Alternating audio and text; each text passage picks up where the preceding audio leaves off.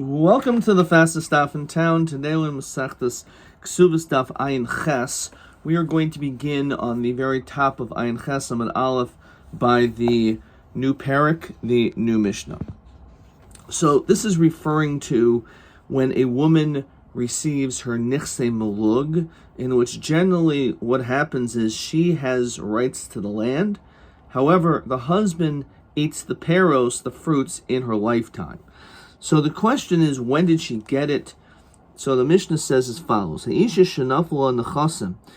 say a woman received as a inheritance nichse malug, some land, and ad shelo tis ares.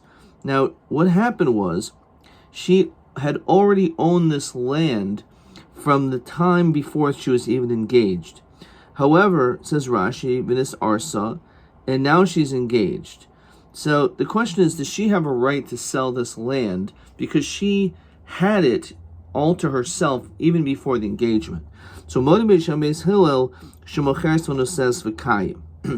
So Rashi says that Beis Shammai and Beis Hillel agree that she's allowed to sell it even though now she is engaged. But since she received it from before the engagement, then it's allowed. Now Beis Shammai, who says that she could sell it, Rashi says ba'oida arusa, as long as she still only have the erison stage. Let's say, again, even though she had the land from before even the engagement, but she gets engaged, has erison and has nesuin, so in that situation, we're going to see that it's not the same din, that not everyone's going to agree that she has the right to sell it. So now let's look at the second case. Nafula missionis arsa. Now, again, she got the land after erison, and she also sold it at that same time, in that same block. So just like the first case of our Mishnah, where she sold it at the same time of erison, but the ratio of our Mishnah is when she had it already from before the engagement. Here she actually got it only after the erison. So Beis Shammai omrim timchor. So Beis Shammai says you could sell it there. Beis Hillel omrim lo timchor. So you actually have a machlokas, and we'll see the reason why Beis Hillel says in this case she should not have the right to sell this land. But in this situation, even though Beis Hillel said in the Reisha that she could sell it, that's because she had it from before the erison. But here, since she acquired it at the time of the erison, so the din is, according to Beis Hillel, that she cannot sell it. However, which makes it even more difficult to understand Beis Hillel. Beis Hillel says that l'chadchila she shouldn't sell it, but if she did, b'diavad it's good. Oh, we'll have to understand why he says that. Omer Rabbi Yehuda. So Omer Chachamim Mifnei Rabbi Gamliel. So they posed this thought in front of Rabbi Gamliel. They said, Hoyel v'zacha be'isha lo yizke v'nechasim. It's hard to understand.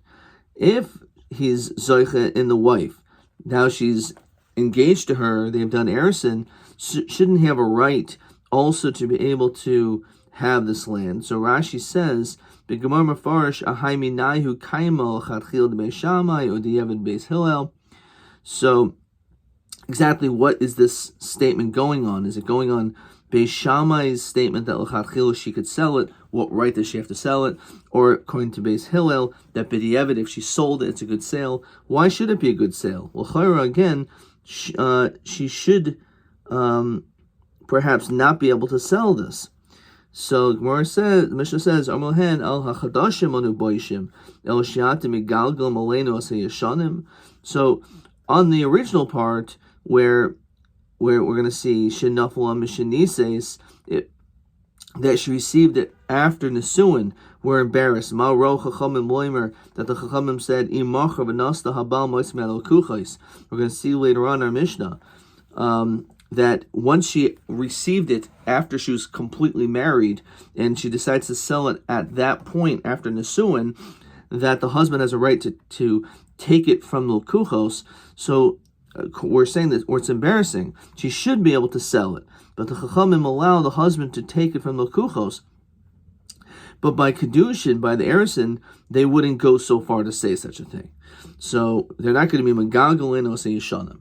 even though it's true, when it comes to Nesuin, the Chachamim do say that if she would sell it at the time of Nesuin, that the din is that the husband can take it back from these purchasers, but we're not going to go that far and to say that she doesn't have a right to sell it at the time of Erison.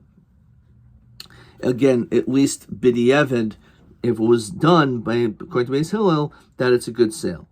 And then the Mishnah says, Nafula Mishanises, this is what we just said before. Let's say she only inherited this after Nesuin. As we said, what happened?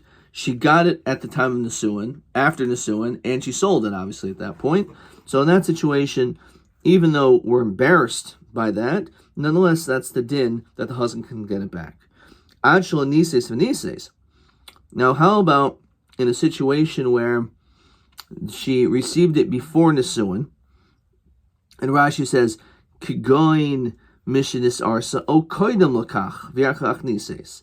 So she acquired this nichse malug before, however, v'nises, and she sold it at the time of Nesuin.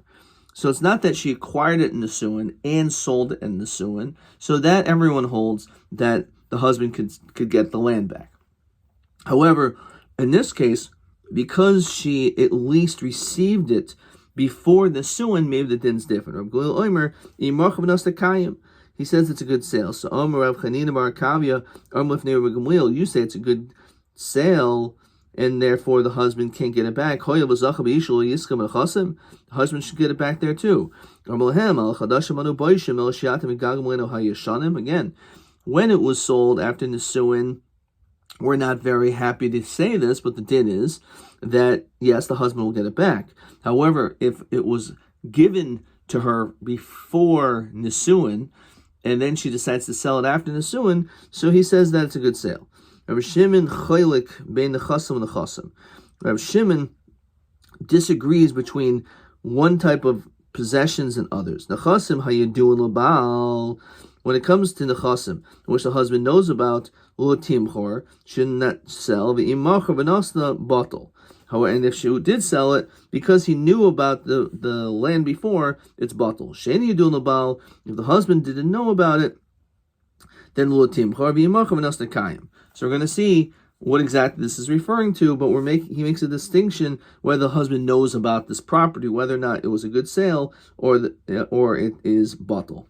That we'll see later on in the Gemara. So now let's start off first with the Gemara's question. Maishna Reisha, Delo Pligi, Maishna Seif the Pligi. How come in the very beginning of our Mishnah, where it said that she received the Nichse Malug beforehand, before she was engaged, and then she ends up selling it at the time of Erison,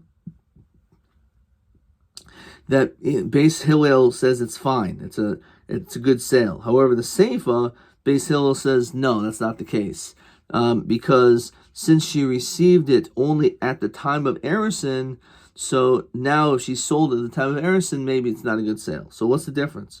So I'm going to be Rabbi Yanai Reisha. In the beginning, where she received it before she was even married, b'schusa nafla, it fell under her schus, namely while she was a penuya. So the husband had no connection to this property. She received this property, and she was just a single girl. Seifa, where she had kedushin, is b'schuso naflu. It fell already when she was engaged to this man. So im b'schuso naflu. So 1 second, if it's true that we say it's in his schus, then kimachor v'nasna ma'kayim. So why does Beis Hillel say that if it was done b'diavad it works? It shouldn't work at all. Ella reisha vadi b'schusa naflo. Obviously in the reisha, because she was a penuya, it fell under her hands. Seifa, where it was the time of Erison, Eimer b'schusai, it's not so clear exactly who the schus is at this point, because they're connected to one another. After all, there's a doubt whether or not Nesuin will end up taking place. Maybe it will not take place. So if let's say they break off the engagement, so then he's not going to have any rights to this land. So therefore, because of this doubt, at this stage we don't want her to sell it. However, but if she does sell it, then it is fine. Okay, so Amr Rabbi Yehuda Amr Lifnei Rabbi Gamliel. So Iboilhu Rabbi Yehuda L'Chatchil O Adiavad.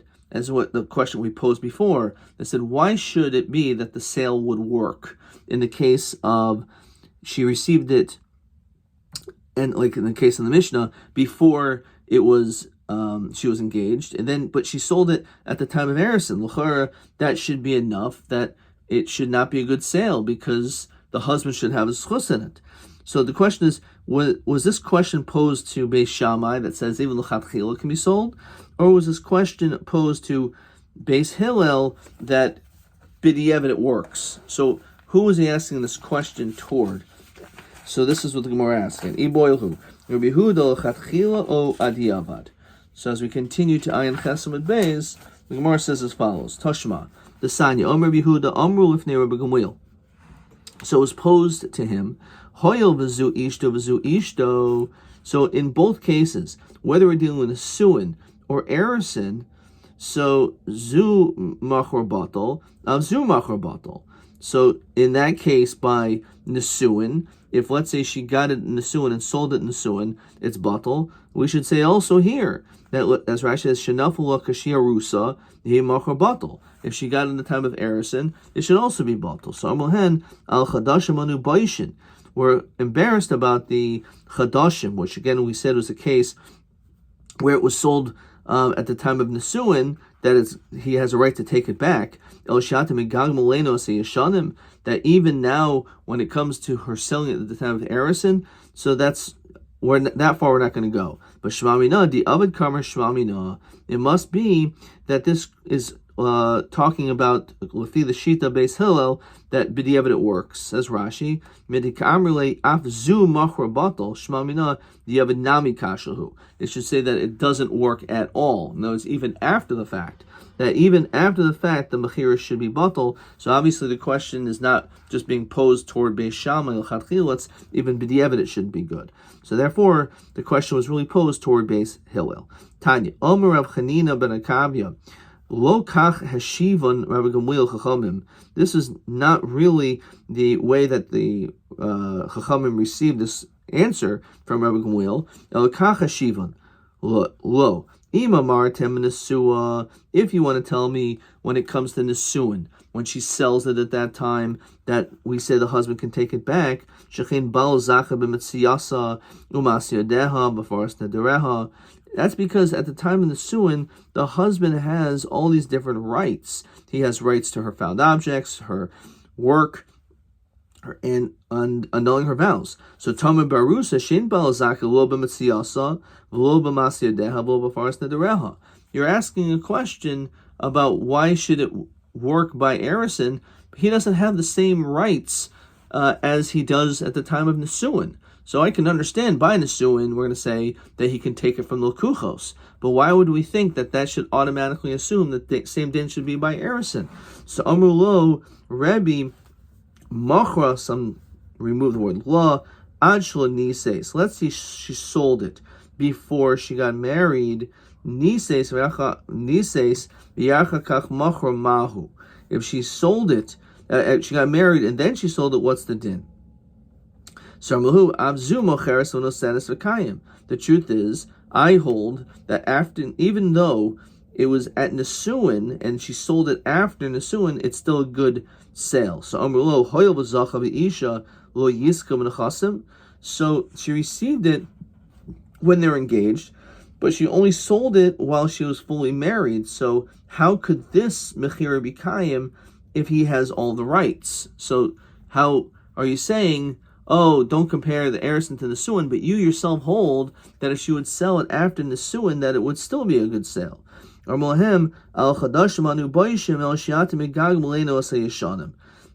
that's how he's responding, that I'm embarrassed about this din, that if she would have received it at the time of Nesuin, and she would sell it at Nesuin, then even though Meikar din, she should be able to sell it, but we're going to say that the husband has a right to take it away, take this land away. But I'm not going to go so far that if, let's say, she received it before, but even though she sells that in the suin, I'm not going to have it taken away. But we learned Anshul nises v'nises. Let's say she got it before Nisuin and then she got married and sold it then. Right? So it sounds like it's only a b'diavad situation. So that she could actually do it even l'chadchila.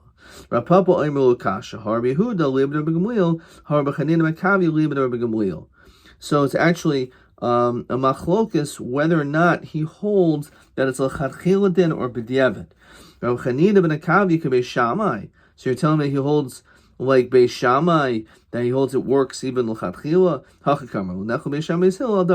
That he just holds that they don't argue regarding this topic.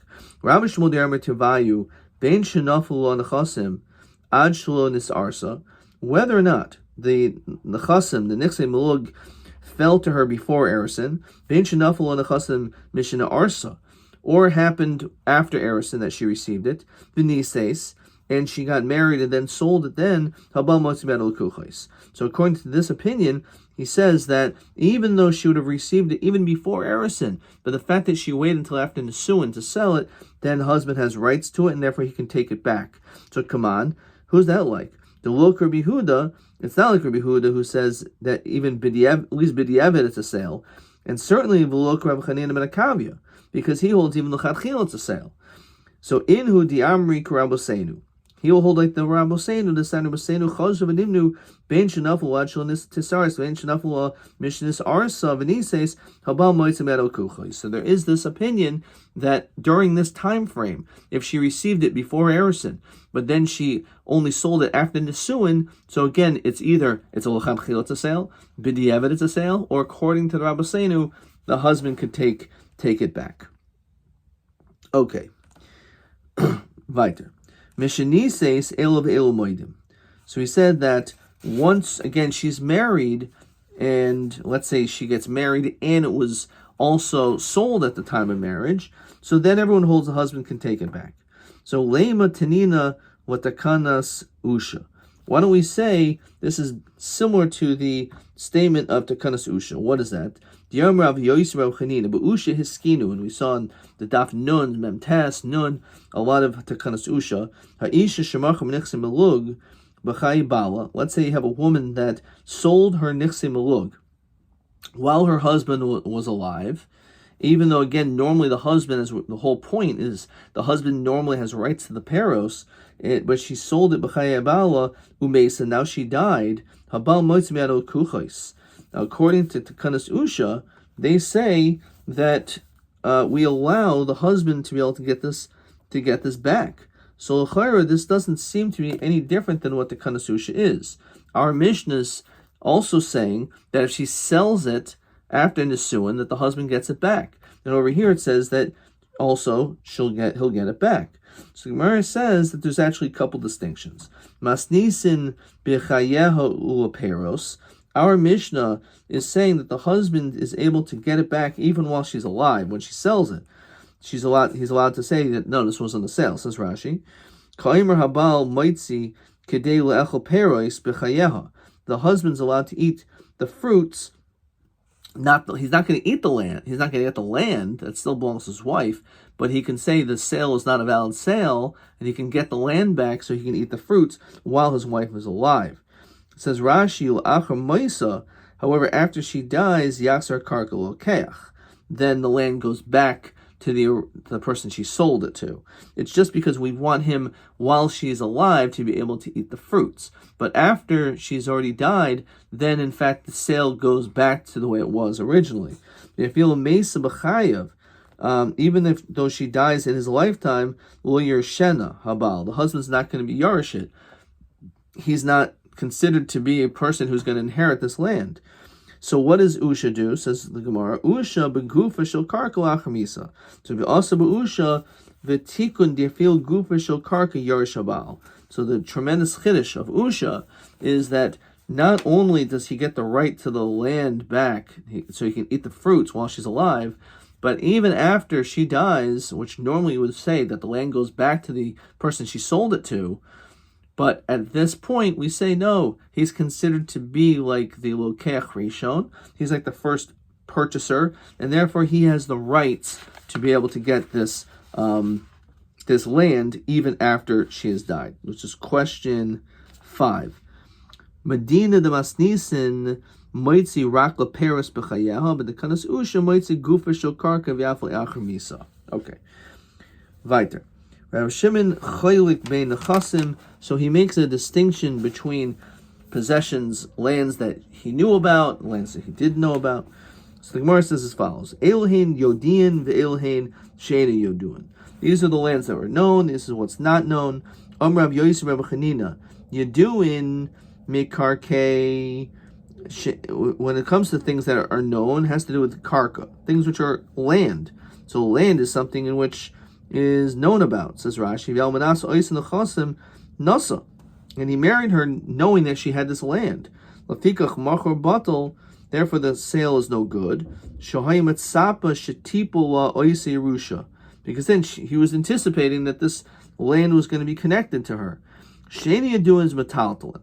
However, when it's something which is not known, that's something which is like metaltalin, and therefore, if she would sell metaltalin, then in fact it would be a sale. Rav Yochanan Omer Elav El Yaduin. Even if it's metaltalin, that could be something that he knew about. The Elohim Sheni Yaduin. If let's say she's here and then the chasim come from another country, so that is something which is sheni yaduin, something which is totally not even thought about. Says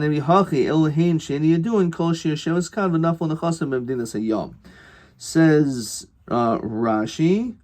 Okay, there's no Rashi in this. We're going to stop there. Let's look at question 6. Elohim nechasim sheni yudun lebal di'imachras and ishal kaim alib de Rav Shimon. So either it's metaltalin or it's possibly she's sitting here. V'nafulam b'medinas hayam. Let's see if there's any other questions. TA2. Isha shenafal nechasim mishnis arsa. So let's say she received possessions before. Mishnah Arsa after Erison, the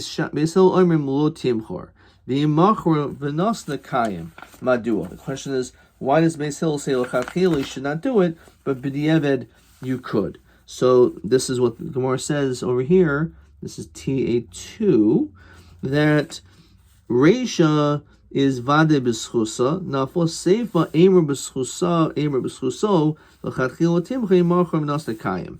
And Rashi over here explains, because Hoyel v'zocha b'isha, let's see, this Rashi, Eimer b'schusai, the Erison ois a suffix nesuin, shema tavli di nesuin, shema lo tavli. So you don't necessarily know what's going to end up happening. Erison have a suffix either b'schusa naflo or b'schusai naflo. The Erison ois a suffix nesuin, shema lo tavli lakach. That's what Rashi said. Okay. TB 3. Ma bein tekanas usha ladina hamishna beusha shemachar menechsim elug achar shenisis bal meitzim yad l'kuchos. So this is exactly the same question that we said before, that our mission is only talking about the possessions that he can get back the land so he can have the fruit b'chayeha in her lifetime. However, the Takana of Usha extends it that even after she has died, he gets the guf shel karka. Adkan.